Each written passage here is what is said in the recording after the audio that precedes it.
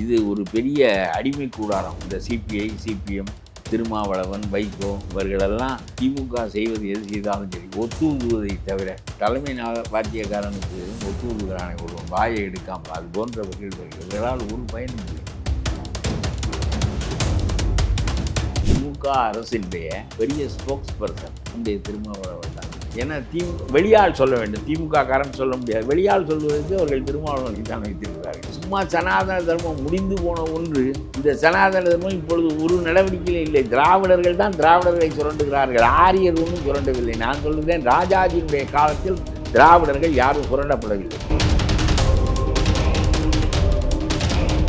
இவனும் அப்படித்தான் இருக்கிறான், அவனும் அப்படித்தான் இருக்கிறான். ரெண்டு பேருக்கும் மதுவில் தான் பெரிய வருமானம் வருகிறது. ரெண்டு கட்சியிலும் 5 பேர் மதுவை உற்பத்தி செய்கிறார்கள் தமிழ்நாட்டில்.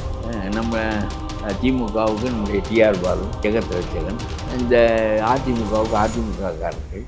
இது அவ்வளோதான். எல்லாம் ஒரு விதமாக நான் ஆளுகிற போது நான் அடித்துக் கொள்கிறேன். தகுதியோடு வந்து போராடுகின்ற நிலை, சரியான யோசனைகள் எல்லாமே இருந்து வந்தால் ஒரு புதிய மாற்றத்தை தமிழ்நாட்டில் உண்டாக்கலாம். காலம் சரியாக இருக்கிறது, மாற்றத்தை எதிர்பார்த்து இருக்கிறது. ஆனால் பின்தங்கி கொண்டே போனால் நான் அப்புறம் வருகிறேன் என்று சொன்னால் காலத்தவறாக ஆகிவிடும். காலம் அறிதல் என்பது அரசியலிலே ரொம்ப முக்கியமானது.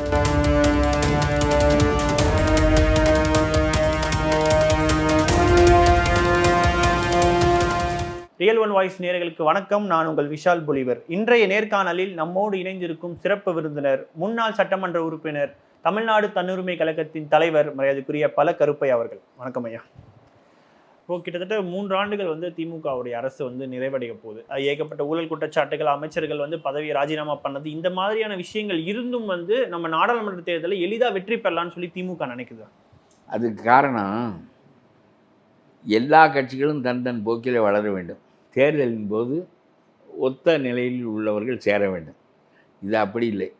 இது ஒரு பெரிய அடிமை கூடாரம். இந்த சிபிஐ, சிபிஎம், திருமாவளவன், வைகோ இவர்களெல்லாம் திமுக செய்வது எது செய்தாலும் சரி ஒத்துவதை தவிர தலைமை வாத்தியக்காரனுக்கு ஒத்துவதுகிறானை ஒருவன் வாயை எடுக்காமல் அது போன்றவர்கள் இவர்களால் ஒரு பயனும் இல்லை. இவர்கள் இந்த அரசு செய்கின்ற எந்த தவறையும் தட்டி கேட்பதில்லை. 2 பேர் எனக்கு கொடு, 3 பேர் எனக்கு கொடு, 3 இடம் கொடு என்று தான் கேட்க தெரிகிறதே தவிர அதற்கு மேலாக நீ தேர்தல் முடிந்த பிறகு வெளியே வா, தமிழ்நாட்டு மக்களை பற்றி பேசு, மறுபடியும் தேர்தல் வருகின்ற போது கூட்டணி சேர். கூட்டணி என்பது அடிமை கூடாரமா? நீ அங்கே சேர்ந்து விட்டால் பிறகு 10 ஆண்டுகளுக்கு திரும்ப அவனோடு இருப்பாய். நீ 2 இடத்தை பற்றி இப்பொழுது என்ன செய்து விட்டாய்? சிபிஎம், சிபிஐஎம் நீங்கள் போய் என்ன செய்தீர்கள் என்று கேட்கிறேன் நான். அதனாலே தமிழ்நாட்டு மக்கள் நலனை பற்றி நீங்கள் பேச முடியாத நிலையை பெற்றுவிட்டீர்கள். இவர்கள் அடிக்கிற கொள்ளையை பற்றி பேச முடியாத நிலையை அடைத்து விட்டீர்கள். இப்படி பெருவாரியான பேரை தனக்குள் சுற்றி கொண்டு உங்களுக்கும் கொஞ்சம் பங்கு போட்டுவிட்டு இவர்களுக்கும் வேண்டிய காரியங்களை செய்து கொடுத்து இவர்களுடைய வாயை அடைத்து விட்டு வேங்கை வேலில் மலம் கலந்தாலும் திருமாவளவன் அடக்கமாகத்தான் பேசுவார். பேருந்து ஓட்டுபவர்களுக்கு அகவிலைப்படி கிடைக்கவில்லை என்றாலும் ஒரு போராட்டத்தை தொடுத்து விட்டு பிறகு பின்வாங்கி விடுவார்கள். அப்புறம் எதுக்கு கம்யூனிஸ்ட் கட்சி? அகவரிப்படி பெற்றுக் கொடுத்து விட்டாயா? பொங்கலுக்கு முன்பு நீ போராட்டம் நடத்த போனாய், பிறகு நீங்களே கோர்ட்டுக்குள் விட்டு நீங்களே ஒரு நாடகம் ஆடி நீங்களே அந்த போராட்டத்தை நிறுத்தி கொண்டீர்கள். பிறகு மீண்டும் ஏன் அந்த போராட்டம் தொடரவில்லை? அகவிலைப்படி தேவையில்லை என்று முடிவு செய்து விட்டீர்களா? தொழிலாளிக்கு பாடுபடுவதில்லை என்ற நிலைக்கு வந்த பிறகு செங்கொடி எதற்கு? தாழ்த்தப்பட்ட மக்கள் இழிவுபடுத்தப்படுகின்ற போது அவர்களுக்காக நம்ம கடுமையாக பேசி இந்த அரசை சுண்டி கேட்பதற்கு சக்தி இல்லாத போது நமக்கு அப்புறம் யார் சேர்ந்து என்ன பயன், அந்த கட்சியை வளர்த்தி என்ன பயன் என்று கேட்கிறேன் நான். யாருக்காக பேச வேண்டுமோ அவர்களுக்காக பேசுவதிலேயே பின்தங்குகிறோமே. நீங்கள் கருணாநிதி அவர்கள் இருந்தப்பவும் அந்த விஷயங்கள்லாம் பார்த்துருப்பீங்க. அப்போவுமே பார்த்தீங்கன்னா கூட்டணி கட்சிகள் பல ராமதாஸ் உட்பட அவரை விமர்சிச்சிருக்காங்க. ஆனால் ஸ்டாலின் அவர்கள் வந்ததுக்கப்புறம் பார்த்தீங்கன்னா இந்த கூட்டணி கட்சிகள் அமைதி காக்கிறதுக்கான காரணம் அப்போ அந்த அளவுக்கு அங்கே சர்வாதிகாரமாக நடத்தப்படுதா கூட்டணிகளுக்குள்ளன்ற ஒரு கேள்வி. கருணாநிதி அளவுக்கு ஸ்டாலின் இல்லை. போக போக என்ன ஆகிவிட்டார்கள் என்றால் இப்பொழுது கம்யூனிஸ்ட் கட்சி என்பது உயிரற்று போய்விட்டது. இந்த 2 பேர் ஒரு பேர் வந்தால்தான் இந்த கொடி பறக்க முடியும் என்கிற நிலையில் அவர்கள் சொல்வதற்கெல்லாம் தாளம் போட்டுக்கொண்டு கூட இருக்க வேண்டியது இருக்காது. எதற்காக அவர்கள் கட்சி வைத்திருக்கிறார்கள் என்றே எனக்கு தெரியவில்லை. சும்மா மோடியை எதிர்ப்பதற்காக ஒரு கட்சி என்பதை நான் ஒப்புக்கொள்ளவில்லை. உங்களுடைய தொழிலாளர் நலனுக்கு நீங்கள் திமுக அரசு எதிராக இருந்தால் நீங்கள் பின்வாங்குகிறீர்கள். வெறும் மோடி மோடி என்று பூச்சாட்டி காட்டி இந்த உலகத்திலேயே மோடிக்கு எதிர்ப்பு, ஆகவே நாங்கள் 12 பேர் ஒன்று. இதெல்லாம் நான் சொல்லுகிறேன். அந்த தீமையோடு இந்த தீமையும் சேர்ந்து வளர்ந்து கொண்டே இருக்கிறதே. நான் மோடியும் ஒழிக்கப்பட வேண்டிய சக்தி, திமுகவும் ஒழிக்கப்பட வேண்டிய சக்தி, அதில் ஒன்றும் இல்லை. ஆனால் நீங்கள் ஒரு தீமையை காப்பாற்றி இன்னொரு தீமையை ஒழிக்கிறேன் என்று சொல்வதில் என்ன பொருள் இருக்கிறது என்று கேட்கிறேன். சரியான அரசியல் இல்லை. எதிர்க்கட்சிகளே இல்லை. 12 கட்சிகளும் எதிர்க்கட்சிகள் இல்லை. அப்புறம் இங்கிட்டு வேறு இருக்கிற கட்சிகள் இன்னொருவரோடு சேருகின்றன, அவ்வளவுதானே தவிர. ஆனால் எந்த காரணம் கொண்டும் நான் சொல்லுகிறேன், இந்த விவசாயிகள் போராட்டம் நடக்கிறது. ஏற்கனவே கொடுத்த வாக்குறுதியை மோடி நிறைவேற்ற மாட்டார். குறைந்தபட்ச ஆதரவு விலை நம்முடைய விளைபொருள்களுக்கு கொடுப்பது என்கின்ற கொள்கையை அவர் அறிவித்தார். நிறைவேற்றவில்லை. சீக்கியர்கள் விடமாட்டார். நம்முடைய ஆளை அங்கே போயிட்டு பிறகு இந்த அகவிலைக்கு போராடிய சவுந்தரராஜன் பேக் அடித்தது போல், அகவிலைக்கு பொங்கலுக்கு முன்னால் எல்லா வண்டிகளையும் நிறுத்தி விடுவோம், மக்கள் பயணம் செய்ய முடியாது, அரசு கீழ் இறங்கி வந்து ஆக வேண்டும் என்று சொன்னார்கள். பிறகு அவ்வளோதான், எல்லாம் போய்விட்டது. இவர்களே கோர்ட்டுக்கு போவார்கள், இவர்களே ஒரு நாடகம் ஆடுவார்கள், இவர்களே போராட்டத்தை நிறுத்திக் கொள்வார்கள். பிறகு அகவிலை இப்படியே பேச மாட்டார்கள். இது மாதிரி ஒரு கட்சிகளை வைத்துக்கொண்டு நாம் இந்த நாட்டில் எந்த காரியத்தை செய்ய முடியும் என்று கேள்வி. தேய்ந்து விட்டார்கள். முன்பு இருந்த முனைப்பு போய்விட்டது. எந்த திமுக தீய சக்தி அது அழிக்கப்பட வேண்டும் என்று வந்தாலோ அந்த வைகோ இப்பொழுதற்கு காவடி தூக்குகிறார். சிபிஎம் சிபிஐ காவடி தூக்குகின்றன. திருமாவளவன் அப்பொழுது கருணாநிதி சொன்னார் என்று ராஜபக்சேயை போய் கட்டிப்பிடித்து விட்டு வந்தார். இப்பொழுது இவர்கள் சொல்வதற்கு இவர்களுக்கெல்லாம் பெரிய ஸ்போக்ஸ் பர்சன் திருமாவளவன் தான். இப்பொழுது திமுக அரசினுடைய பெரிய ஸ்போக்ஸ் பர்சன் நம்முடைய திருமாவளவன் தான். ஏன்னா திமுக வெளியால் சொல்ல வேண்டும், திமுக காரன் சொல்ல முடியாது. வெளியால் சொல்வதற்கு அவர்கள் திருமாவளவனை தான் வைத்திருக்கிறார்கள். சும்மா சனாதன தர்மம் முடிந்து போன ஒன்று. இந்த சனாதன தர்மம் இப்பொழுது ஒரு நடவடிக்கையில் இல்லை. திராவிடர்கள் தான் திராவிடர்களை சுரண்டுகிறார்கள். ஆரியர் ஒன்றும் சுரண்டவில்லை. நான் சொல்லுகிறேன், ராஜாஜியினுடைய காலத்தில் திராவிடர்கள் யாரும் சுரண்டப்படவில்லை. திராவிடர்களுடைய நலன்கள் அவருடைய காலத்தில் சீரடித்தன. ராஜாஜி பணம் சுருட்டி கொண்டு போய் அவருடைய குடும்பத்தை வளர்த்தார் என்கின்ற நிலை இல்லை. இப்பொழுது 38,000 கோடிக்கு மணல் அள்ளினால் கலெக்டர்களின் மூலம் 5 கலெக்டர்களின் மூலம் 4,000 கோடி நீ வரவு வைக்கிறாய். 34,000 கோடி நீ வீட்டுக்கு எடுத்து கொண்டு போகிறாய். அவன் அமலாக்கத்துறை மீது வழக்கு போட்டால் நம்முடைய கூட்டாட்சி தத்துவமே சிக்கலுக்குள்ளாகிவிட்டது என்று சொல்லுகிறாய். நீயும் கலெக்டர்கள் மீது வழக்கு போட மாட்டாய். ஏனென்றால் அது வந்து சேர்ந்த இடம் நீதான். என்ன ஆட்சி இது? பகிரங்கமாக கொள்ளையடிக்கிறார்கள். நாட்டை யாராவது ஆண்டு தீர வேண்டுமே என்பதற்காக எல்லா கருவூலங்களும் உங்களுக்கு போகத்தான் மீதி. இவ்வளவு பகிரங்கமாக கொள்ளையடிக்கின்ற போது இந்த அரசியல் கட்சிகள் தான் வழிநடத்த வேண்டும். மக்களெல்லாம் ஒன்றும் செய்ய முடியாது. மக்களை வழிநடத்துகிறவர்கள் அரசியல் கட்சிகள் தான். இங்கே தகுதி வாய்ந்த எதிர் அரசியல் இல்லை. என்னை போல் உள்ளவர்கள் கத்துகிறார்கள், அது ரொம்ப தூரத்துக்கு கேட்பதில்லை. ஆனால் இப்போது கம்யூனிஸ்ட்டுகளாக இருக்கட்டும், இல்லை விசிகாவாக இருக்கட்டும், இவங்க வைகோ உட்பட இவங்க எல்லாமே தத்துவார்த்த அரசியல் பேசும்போது அது வந்து கொஞ்சம் கொஞ்சமாக தேய்மானம் ஆயிட்டு இருக்கா அப்படின்ற ஒரு கேள்வி. தேய்ந்த அவர்களுக்கு என்ன கொள்கை இருக்குது? எல்லாம் தேய்ந்து முடிந்து விட்டது. இப்பொழுது இவன் ஒரு 10 பேர் சேர்ந்துக்கலாம், அவன் ஒரு 4 பேர் யாரை ஆள்வது, பிறகு யாரை சுரண்டுவது என்பது தான் நடக்கிறதே தவிர ஒரு கொதிப்பு ஏற்பட வேண்டாமா? மக்களுடைய பணம் சுரண்டப்படுகிறது. நான் சொல்லுகிறேன், இந்த மக்களிலே 50,000 ரூபாய் கொடுத்தால்தான் 3 ஃபேஸ் கரண்ட் கிடைக்கும் என்று சொல்லுகிற போது அவன் இனிமேல் திமுகவுக்கு வாழ்நாளில் வாக்களிப்பதில்லை என்று உறுதி எடுக்க வேண்டும். உனக்கு நான் வாக்களிக்கிறேன் என்னை ஆள்வதற்காக, நீ என்னிடம் 50,000 ரூபாய் கேட்கிறாய். செங்கல் கொட்டி கிடந்தால் உங்களுடைய கவுன்சிலர் வந்து என்னிடம் பணம் கேட்கிறான். ஒவ்வொன்றுக்கும் காசு கொடுக்குறோம். ஆர்டிஓ ஆஃபீஸுக்கு போனால் காசு கொடுக்குறோம். நான் கேட்கிறேன், இந்த ரெட் ஹில்ஸ்லேருந்து கல்கத்தா போகின்ற சாலை, அங்கே ஒரு சுங்கச்சாவடி இருக்கிறது. அங்கே ஆர்டிஓ பொறுப்பு ஒன்று இருக்கிறது. அந்த டோல்கேட் என்பது வேறு. ஆர்டிஓ கண்ட்ரோலில் உள்ள சாவடி ஒன்று இருக்கிறது. அது என்னென்ன ஏற்றி கொண்டு போகிறார்கள், ஓவர்களோட குறைத்தலோட, ஒழுங்கானதை ஏற்றுக்கிறானா தவறானதை ஏற்றுக்கிறானா என்பதெல்லாம் ஆர்டிஓ. அந்த ஆர்டிஓ பதவிக்கு 10 கோடி ரூபாய்க்கு பணம் கொடுத்து அவன் ஒரு ஆண்டுக்கு ஏலம் எடுக்கிறான். அவனுக்கு சம்பளம் நடக்கிறது என்பது வேறு, அவன் செய்ய வேண்டிய கடமை என்பது ஒன்று இருக்கிறது. ஆனால் அவன் 10 கோடி ரூபாய் கொடுத்து அந்த மந்திரிக்கு கொடுத்து எதற்காக அந்த ஏலம் எடுக்கிறான் என்று சொன்னால், ஒவ்வொரு லாரியும் 5,000 ரூபாய் கட்டிவிட்டு தான் கல்கத்தா ரோட்டில் போக முடியும். அவன் ஓவர்லோடு வைத்திருந்தாலும் சரி, அண்டர் லோடு வைத்திருந்தாலும் சரி. எனக்கு அண்டர் லோடு தானே, என்னிடம் ஏன் 5,000 ரூபாய் கேட்கிறாய் என்றால் இருக்க வேண்டியதுதான். 2 நாளைக்கு அவன் போக முடியாது. இவ்வளவு பகிரங்கமாக நடக்குது. ஒவ்வொரு லாரிக்காரனும், ஒவ்வொரு கிளீனரும், ஒவ்வொரு சுமையுந்து உரிமையாளரும் முடிவெடுக்க வேண்டும். இந்த அநியாயத்திற்கு இவனுக்கு இனிமேல் வாழ்நாளில் ஓட்டு போடுவதில்லை என்று நீங்கள் முடிவெடுத்தால் இது அழியும். அப்புறம் இவன் தான் இருக்கிறான், வேற யாருக்கு போடுவது என்றால் நாட்டில் ஆட்சியே இல்லாமல் போகட்டும். கொஞ்சம் காலம் கழித்து பெரிய குழப்பம் ஏற்பட்டு ஒரு சர்வாதிகாரி கூட இந்த நாட்டை ஆளட்டும். என்ன இப்போ கெட்டு போய்விட்டது? எவனா ஒரு யோக்கியன் வந்து இந்த நாட்டை ஆள்வானே, ஆனால் ஜனநாயகம் தான் இருக்க வேண்டும் என்று என்ன கட்டாயம்? Let there be a benevolent dictator like Ashoka.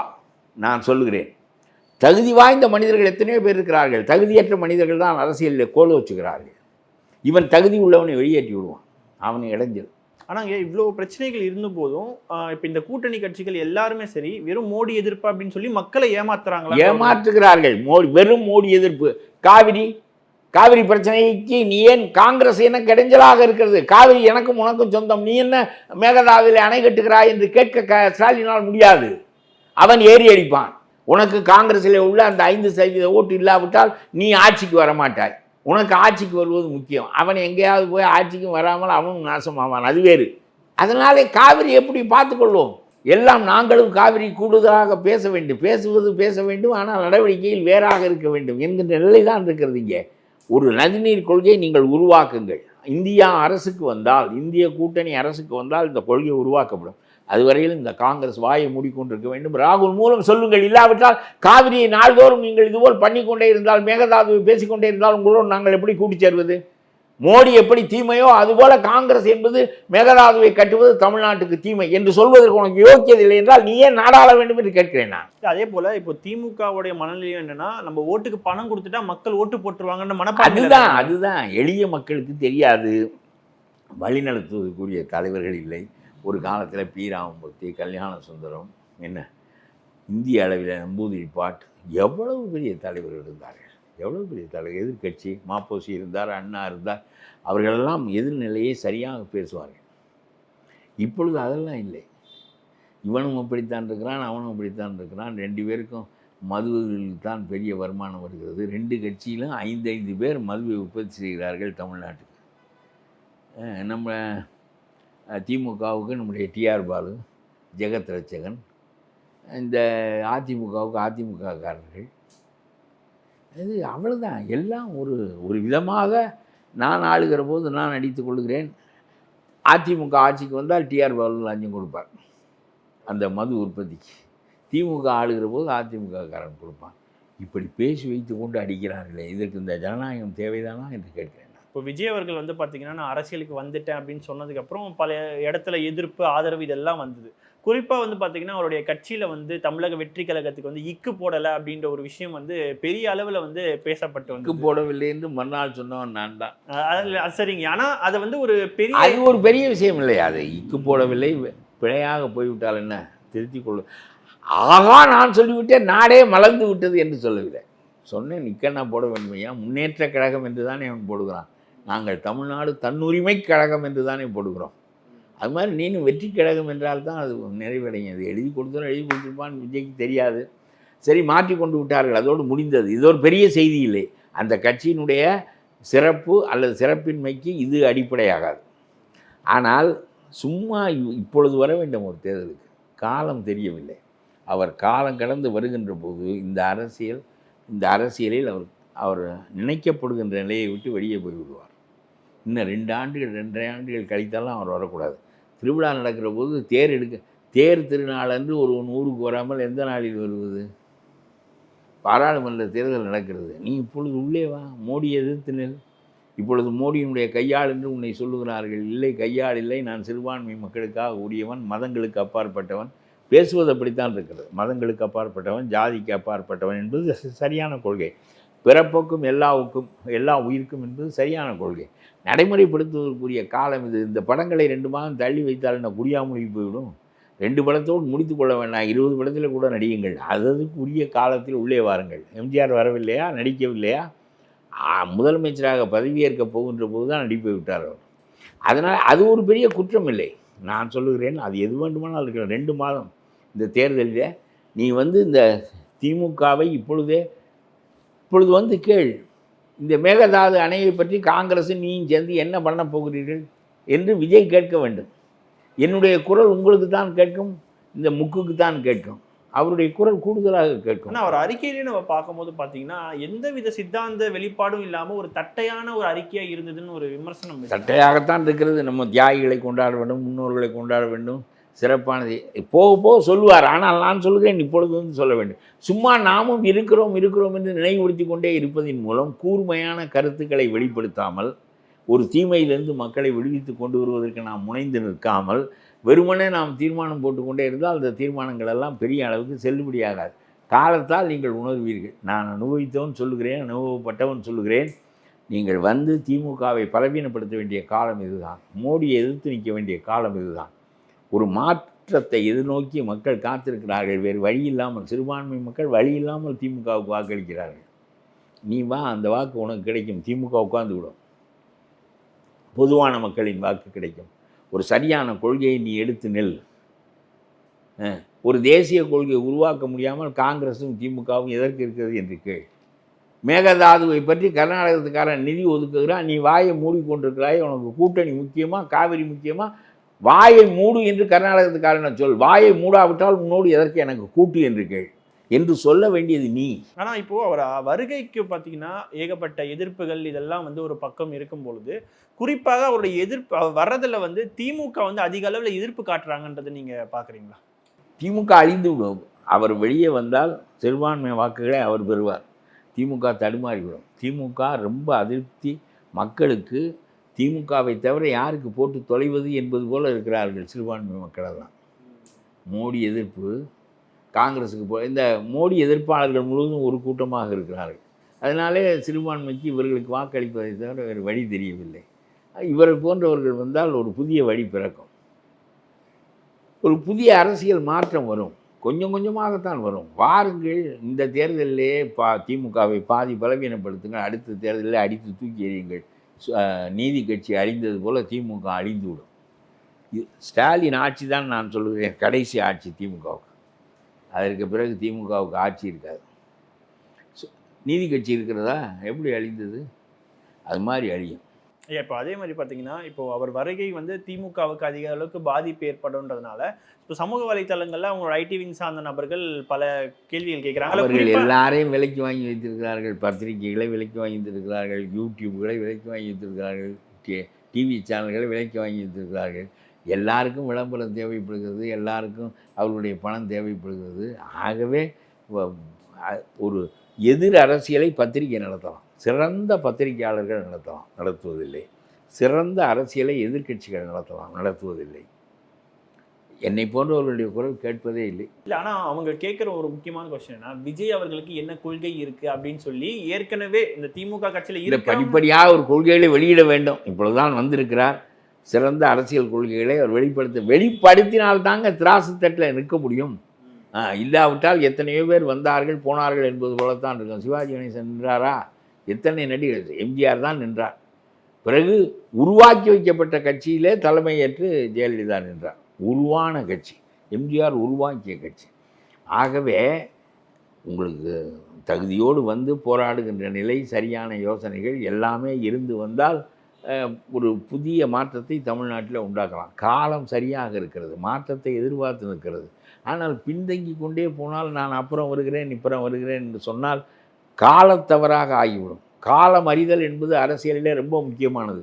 காலத்தை நீங்கள் அறியவில்லை என்றால் எவ்வளவு பெரிய போர்ப்படையும் தோற்றுவிடும் என்று வள்ளுவன் விடாமல் சொல்லுவான். அதுபோல் நீங்களும் காலம் அறியாமல் தள்ளி போட்டு கொண்டே போவது என்பது சிறந்ததில்லை. ஏதாவது ஒரு தீர்மானம் போட்டு, ஒரு பாரதியார் சங்க தீர்மானம் போல 4 வரி வந்து கொண்டே இருப்பதன் மூலம் நாம் பெரிய அழுத்தத்தை உண்டாக்க முடியாது.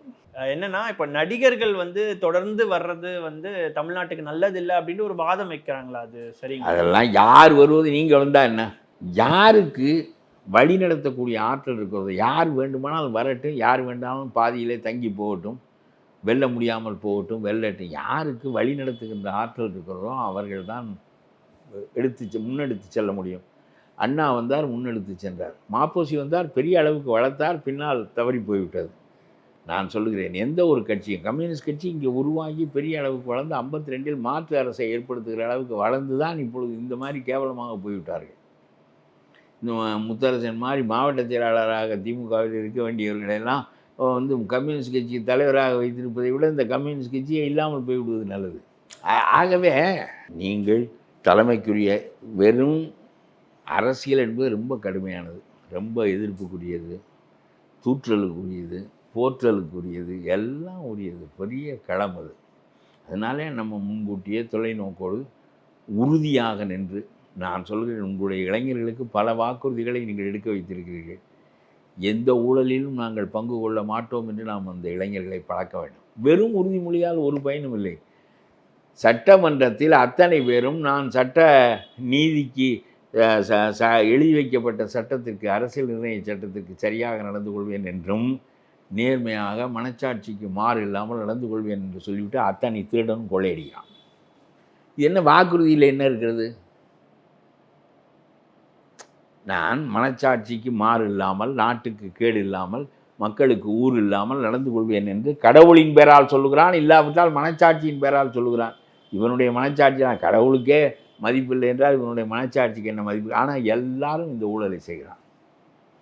கடவுளுக்கும் அஞ்சவில்லை அவன், கடவுள் நம்பிக்கையுடையவன், கடவுளுக்கு அஞ்சவில்லை, மனச்சான்று இருப்பதாக சொல்லிக் கொண்டிருக்கிற மனச்சான்றை பற்றி கவலைப்படுவதில்லை.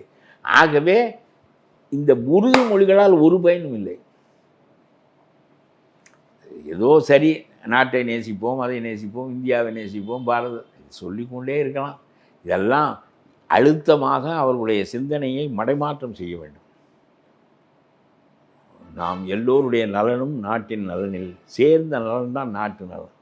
ஆகவே இது ஒரு காலத்தில் இவர்கள் போடுகின்ற திட்டம் குறைபாடுடையதாக இருக்கும். ராஜாஜி காலம், காமராஜ் காலம் திட்டங்கள் தான் விமர்சிக்கப்படும்.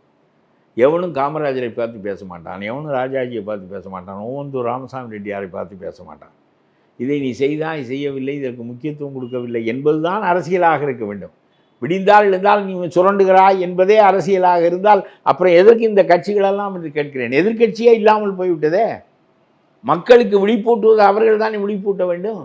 ஆனால் இப்போ எம்ஜிஆர் வருகைக்கு பிறகு திமுக வந்து ஒரு 13 ஆண்டு காலம் வந்து ஆட்சிக்கு வராதனால அப்போ விஜயோட வருகையும் கண்டிப்பாக அவங்களுக்கு ஒரு கலக்கத்தை ஏற்படுத்தும் தானே சார்? செயல்படும் போது தான் தெரியும் ஒவ்வொருவருடைய வலிமை குறைவு, கருத்து ஆழங்கள், தொலைநோக்கு பார்வைகள், இவையெல்லாம் செயல்படும் போது தெரியும். அப்படி யார் வேண்டுமானாலும் வரட்டும், யார் வேண்டுமானாலும் சரியாக செயல்பட்டு அந்த இடத்தை அடையட்டும், நாட்டினுடைய போக்கு மாறட்டும் என்பதுதான் என்னுடைய கருத்து. நடிகர் வரக்கூடாது, வக்கீல் வரக்கூடாது, டாக்டர் வரக்கூடாது.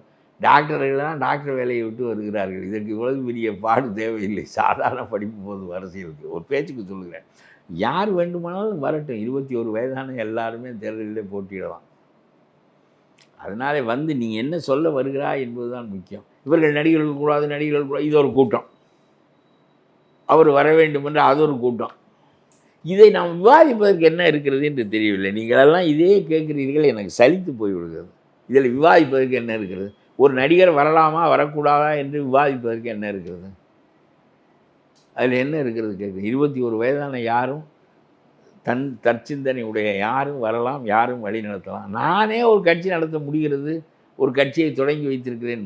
பெரிய வானடாக வளர்ந்ததா என்பது வேறு கேள்வி. நம்முடைய கருத்தை சொல்லுவோம். 10 பேர் வந்தால் வரட்டும், 10 பேரை திரட்டி கொண்டு சொல்லுவோம் என்று நினைக்கிறோம். அவர் வந்தால் என்ன, அவருக்கு ஒரு பெரிய கூட்டம் இயற்கையாக இருக்கிறது. அதற்கு கருத்தேற்றம் செய்ய வேண்டியதானே. என்னை விட எளிது அவருக்கு அரசியல். நான் ஒவ்வொருவனாக கருத்து சொல்லி திரட்டுவதை விட கூடியிருக்கிற பெரிய அடர்ந்த சந்தை போன்ற பெருங்கூட்டத்திற்கு கருத்தேற்றம் செய்வது எளிது. சிறந்த கருத்தை ஏற்றம் செய்யுங்கள், நாட்டினுடைய போக்கில் மாற்றத்தை உண்டாக்குங்கள். தவறு செய்தவர் இல்லை விஜய். இதற்கு முன்னால் அவருடைய வாழ்க்கை முறையில், அவருடைய பொது வாழ்க்கை போக்கில் அவர் இன்னும் தவறு செய்தார், இவர் வரக்கூடாது. இவர்களெல்லாம் தவறு செய்து மெய்ப்பிக்கப்பட்டு பணத்தை அரசியலாக வைத்து கொண்டு அந்த பதவியிலே தங்களை தக்க வைத்துக் கொள்கிறவர்கள். ஆகவே இவர்கள் வெளியேற வேண்டும் என்று நாம் சொல்கிறோம். அவர்கள் வந்துதான் தங்களை மெய்ப்பித்துக் கொள்ள வேண்டும். பிறகுதான் நாம் அவர்களை அறிந்து கொள்ள முடியும். நிச்சயமாக. ரியல் ஒன் நேயர்களுக்காக பல்வேறு கேள்விகளுக்கு பதில் தந்தமைக்கு மிக்க நன்றி.